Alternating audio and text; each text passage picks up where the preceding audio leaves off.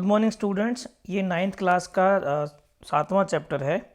Topic है triangle और इसमें हम पढ़ेंगे कंग्रेंस ऑफ ट्राइंगल के बारे में। इसमें 3 एक्सरसाइज हैं 7.1, 2 एंड 3 और तीनों में कंग्रेंस रूल के बारे में हम पढ़ेंगे कि कंग्रेंस क्या है ट्राइंगल में, इसका क्राइटेरिया क्या है और ट्राइंगल की कुछ प्रॉपर्टीज़ हैं तो वो प्रॉपर्टीज़ क्या है। प्रॉपर्टीज़ भी मुख्यतः समद्विबाहु और समबाहु त्रिभुज के बारे में। इसमें जो सबसे इम्पोर्टेंट थ्योरम है वो ये है, angles opposite to equal sides of isosceles triangle is equal. समद्विबाहु त्रिभुज के बराबर वाली साइड्स के सम्मुख कोण बराबर होते हैं। तो इन सारी चीज़ों के बारे में हम पढ़ेंगे। सबसे पहले पढ़ रहे हैं कंग्रेंस ऑफ ट्राइंगल। कंग्रेंस का मतलब होता है सर्वांग समता। सर्वांग समता, सर्व अंग समता, जिसके सभी अंग समान होते हों, बिल्कुल एग्जैक्ट सेम टू सेम, जैसे एक ताजमहल और दूसरा ताजमहल, बिल्कुल कहीं से भी कोई डिफरेंस उसमें हो ना। जैसे इसको अलग अलग तरीके से कसौटियों पर कसा जाता है। पहली कसौटी है side angle side congruence rule. S का मतलब होता है साइड एंगल साइड, यानी पहले एक साइड बराबर हो, फिर एक एंगल बराबर हो और फिर एक साइड बराबर हो, यानी कि दो साइड इक्वल हो, बीच में उनके एक एंगल भी इक्वल, उसे कहते हैं side angle side congruence rule. अगला है side side side congruence rule. अगर एक किसी त्रिभुज की तीनों भुजाएं समान हो जाती हैं तो वह दोनों त्रिभुज सर्वांगसम कहलाती हैं। तीसरा है एंगल साइड एंगल कंग्रेंस रूल। दो एंगल और उनके बीच में एक साइड अगर इक्वल होती है तो वह भी कंग्रेंस हो जाती हैं। फिर है राइट हाइपोटेन्यूज एंड साइड। एक एंगल राइट एंगल हो, एक हाइपोटेन्यूज इक्वल हो और एक साइड इक्वल हो तो भी वो दोनों त्रिभुजें कंग्रेंस रूल से कंग्रेंट हो जाती हैं। और सबसे लास्ट का है एंगल एंगल साइड। दो एंगल एक साथ और कोई भी एक साइड जब बराबर होती है तो भी उन दो त्रिभुजों के बीच में सर्वांग समता होती है। यहाँ पर हमेशा देखने वाली बात यह होगी कि यहाँ पर किसी भी सवाल में एक त्रिभुज नहीं होगी, यहाँ कम से कम दो त्रिभुजें होंगी और उनके बारे में हम बात कर रहे होंगे कि ये त्रिभुजें सर्वांगसम कैसे हैं, किस नियम से सर्वांगसम है। ये नियम हमें पता है। अब इन नियमों के बारे में डिटेल से आगे जानते हैं। पहला नियम है साइड एंगल साइड। पहला नियम है साइड एंगल साइड। जैसा कि इस आकृति और फिगर में दिखा रखा है, यहाँ पर दो त्रिभुज हैं, त्रिभुज 1 और त्रिभुज 2।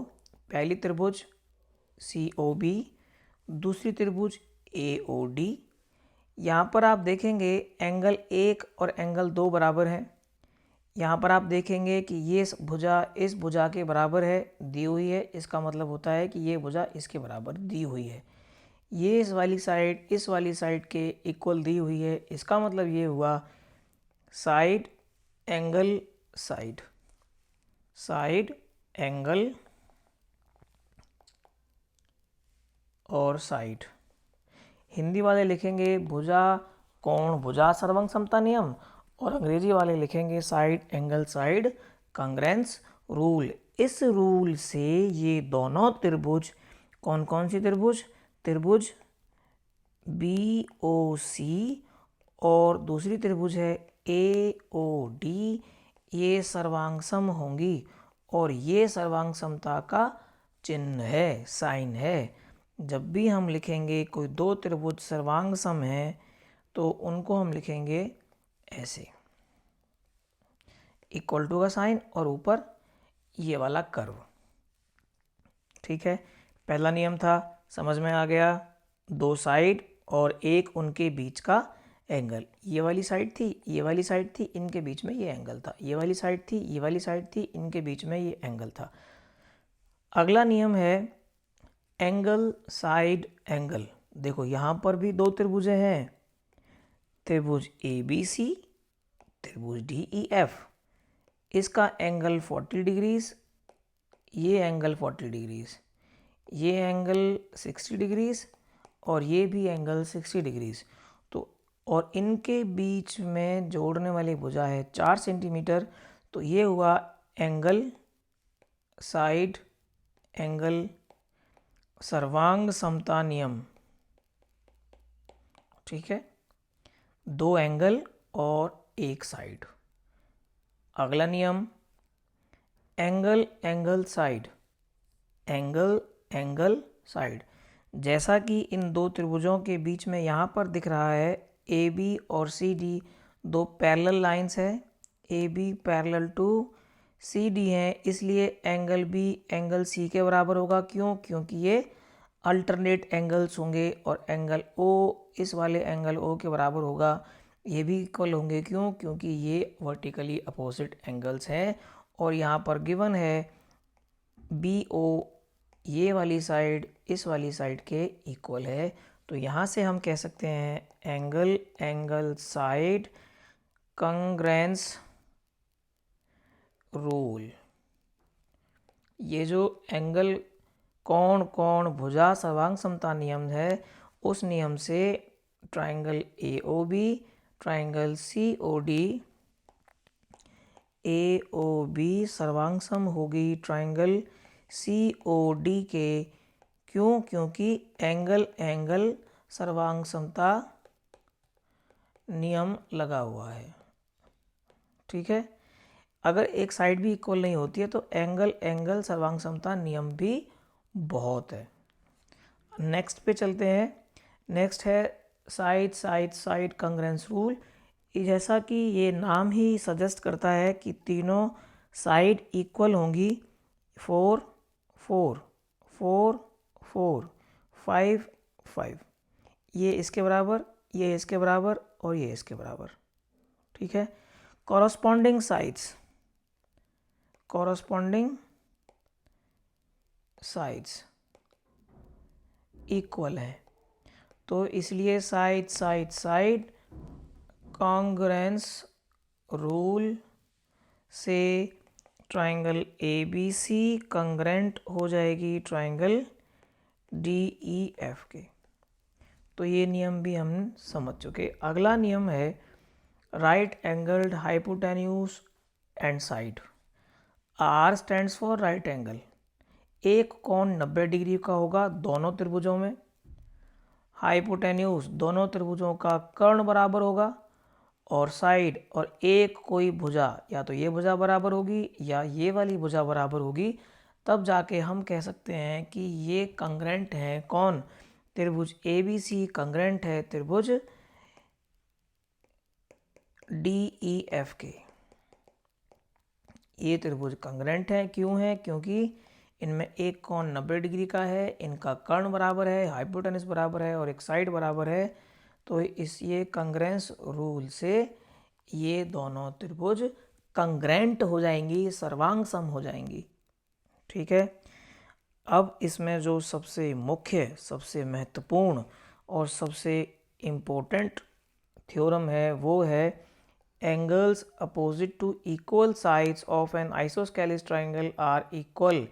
एक समद्विबाहु त्रिभुज दी गई है ए बी ए सी। समद्विबाहु त्रिभुज का मतलब आइसोस्केलिस ट्राइंगल, और उसका मतलब कि दो भुजाएं बराबर हैं, ए बी भुजा बराबर है ए सी के। अब यहाँ पर लिखेंगे आप दिया है, क्या दिया है? इंग्लिश वाले बच्चे गिवन का हेडिंग डालेंगे, ये हेडिंग्स ज़रूर डालिएगा, इनसे ही आपको नंबर मिलने वाले हैं। और क्योंकि जब मार्किंग होती है तो उनके अलग अलग स्टेप के अलग अलग नंबर्स दिए गए होते हैं। अगर आप दिया है और सिद्ध करना लिखाते हैं और आप उसका प्रूफ नहीं कर पाते हैं तो भी आपको मार्क्स मिल जाएंगे। यहाँ पर गिवन क्या है? ट्राइंगल ए बी सी में ए बी इक्वल टू ए सी है। ठीक है, यही तो दिया है, A B equal to A सी है। ये दो भुजाएं बराबर हैं। क्यों? क्योंकि ये समद्विबाहु त्रिभुज है, आइसोस्केलिस ट्राइंगल है। अब क्या करना है, दिया है के बाद अगला हेडिंग आता है टू प्रूव। प्रूव क्या करना है? सिद्ध करना है। सिद्ध करना है। क्या सिद्ध करना है? एंगल बी एंगल सी के बराबर होगा। Angle B is equal to angle C. यही कहा गया है कि इक्वल साइड्स के अपोजिट एंगल आइसोस्केलिस ट्राइंगल में बराबर होते हैं। तो एंगल बी को एंगल सी के इक्वल प्रूफ करना है। क्योंकि ये लाइन इसके ओरिजिनल फिगर में नहीं थी, इसकी हम रचना करेंगे, इसको कंस्ट्रक्ट करेंगे और यहाँ पर लिखेंगे कंस्ट्रक्शन यानी रचना। और हम कहेंगे ए डी लंब डालेंगे बी सी पर। क्या करेंगे? ए डी लंब डालेंगे बी सी पर। इसका मतलब हम देखेंगे कि यहाँ पर दो त्रिभुज बनी है जो हमें दिखाई दे रही हैं, 1 और 2। इन दोनों त्रिभुजों को जब ध्यान से देखेंगे तो पता चलता है ट्राइंगल ए बी डी और ट्राइंगल ए डी सी में ए बी ए सी के बराबर है। क्यों? क्योंकि ये दिया गया है, गिवन है। ठीक है। दूसरा, एंगल 1 एंगल 2 के बराबर है। एंगल 1 एंगल 2 के बराबर है। क्यों? क्योंकि ये 90 डिग्री का है। जब हमने लंब डाला तो इसका मतलब क्या हुआ कि ये भी 90 का है और ये भी 90 का है। तो एंगल 1 और एंगल 2 किसके बराबर हो गए? 90 के, और दोनों एक दूसरे के बराबर हो गए। तीसरा, A D equal to A D. ये जो ए डी है, ये वाला ए डी, ये इस ट्राइंगल में भी है और इस ट्राइंगल में भी है।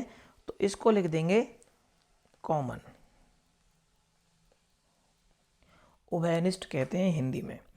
तो यहाँ पर आप देखोगे side angle side, side angle side, congruence rule यानी सर्वांग समता नियम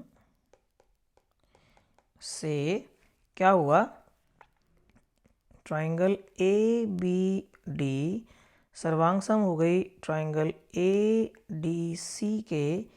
इसका मतलब ये हुआ अब इसके सारी भुजाएं और सारे कोण बराबर होंगे, इसलिए एंगल बी एंगल सी के बराबर होगा। इति सिद्धम। यही तो सिद्ध करना था, hence proved. Okay.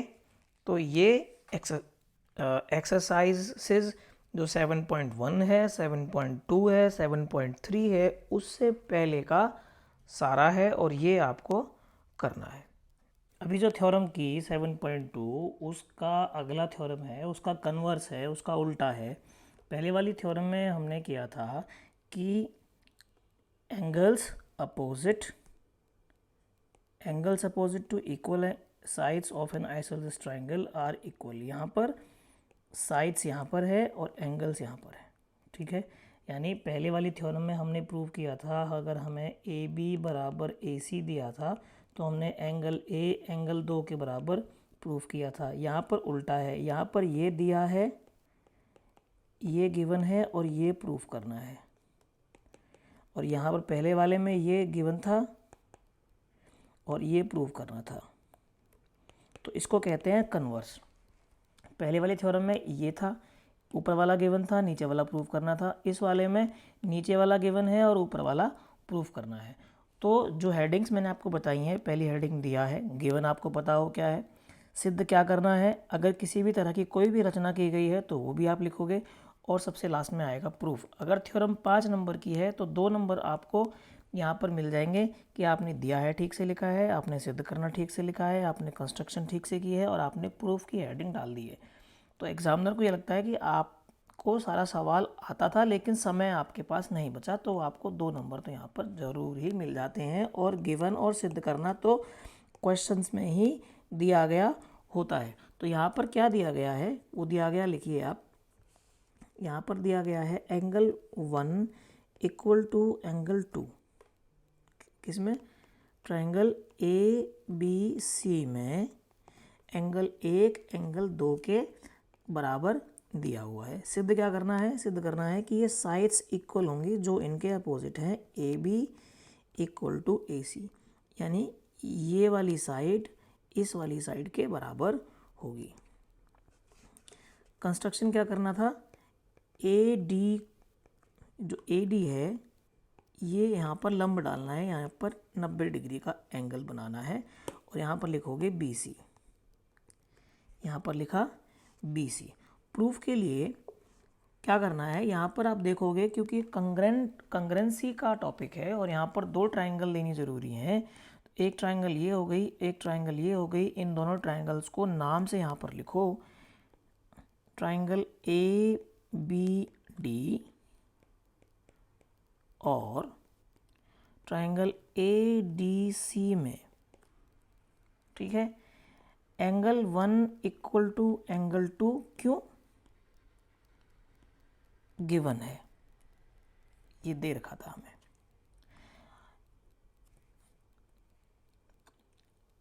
Angle 3 angle 4 के बराबर है,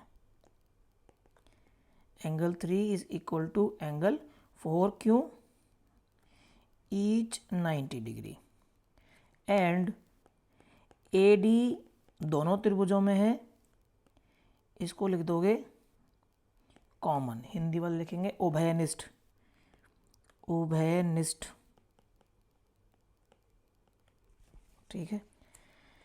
इससे क्या हुआ, angle angle side, angle angle side congruency rule से ट्रायंगल ए बी डी और ट्रायंगल ए डी सी क्या है, कंग्रेंट हैं। सीधा सीधा लिखो A B D congruent to triangle A D C which implies A B equal to A C. सीधा लिखेंगे रिजल्ट जो हमें चाहिए, हैंस प्रूव्ड इति सिद्धम, ठीक है।